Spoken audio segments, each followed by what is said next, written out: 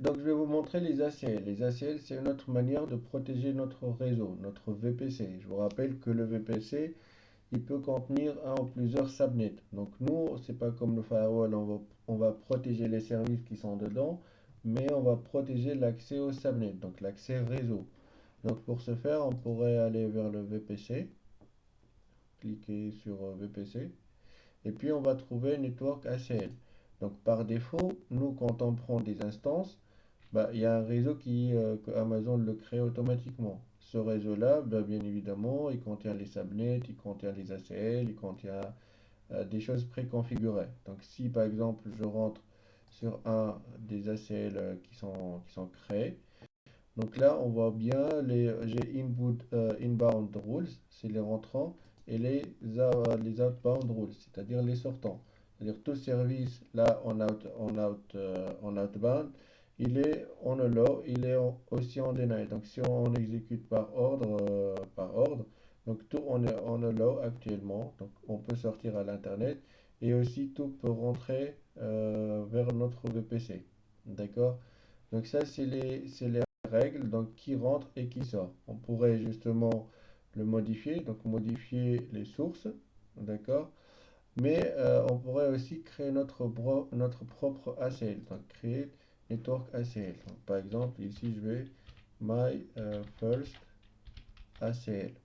Donc my first ACL, il me dit quel VPC. Donc quel VPC, par exemple, je choisis n'importe quel VPC. D'accord? Je peux toujours taguer comme d'habitude. Et là, je crée mon ACL.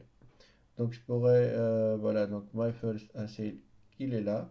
D'accord? Et donc ça, c'est les différentes, donc ça, c'est les différentes choses. Voilà. Et donc là, je vais avoir par défaut tout en deny, comme pour les inbound rules et les outbound rules. Donc je peux dire maintenant, bah, pour mon VPC, il faut par exemple ajouter un rules où on va dire qu'on va autoriser par exemple tout ce qui est HTTP. Donc c'est-à-dire si j'ai un serveur en interne, je peux laisser en allow tous les accès sur le port 80. Donc là, je fais Save Change. Et puis voilà, j'ai maintenant le port 80 en allow. Donc c'est-à-dire si on exécute par ordre haut en bas, donc tous les trafics qui cherchent mon port 80 sur mon serveur web, admettons. Donc là, sont bien permis. D'accord? Et puis, bah, je peux éditer les subnets, je peux associer des subnets. Donc, pour l'instant, je pourrais associer les subnets qui sont dans ce VPC. Donc, j'ai deux. Donc là, j'ai configuré l'accès réseau qui va vers les subnets. J'ai pas mis encore les subnets, mais ça se met pas automatiquement du coup parce que justement, tu peux choisir un ou plusieurs. Donc, un subnet qui sera associé à tes règles et aussi on pourrait mettre les deux. Donc là j'ai deux, donc là je fais Save Changes.